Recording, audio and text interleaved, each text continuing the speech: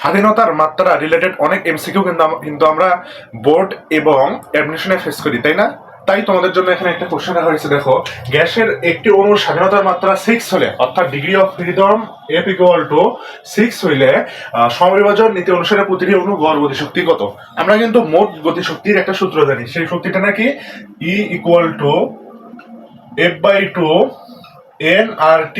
এই সূত্রটা কিন্তু আমরা সবাই জানি, একটা জাতীয় সূত্র, কিন্তু এটা তো চাইছে কি প্রতিটি অণুর গতিশক্তি কত। এটা তো মোট গতিশক্তি, কিন্তু প্রতিটি অণুর গড় গতিশক্তির সূত্র হলো ই কে ইকুয়াল টু, এখানেও কে দাও সমস্যা নাই, ই কে এখান থেকে দাও, দেখুন এটা মোট শক্তি ই থাক, এবং এখানে হলো ই কে দাও, ই কে যদি দাও এটা হবে হলো F/2 কেটি। F/2 কি কেটি, তাহলে মোট শক্তি E equal to F/2 NRT, আর প্রতিটি অণুর গড় গতিশক্তি যদি বলে তাহলে ই কে ইকুয়াল টু F/2 কেটি। এটা যদি আমরা ভাঙাভাঙি করি, এফ এর মান পাইছি কত 6, উপরে 6 নিচে কত 2 কে টি, 2 কে 2 3 2 6, তাহলে 3 কেটি হবে आंसर। কোথায় আছে দেখো তো, 3 কেটি এই যে 2 নম্বরে আছে, সুতরাং ডি নম্বর হবে ইজ দা কারেক্ট অ্যান্সার।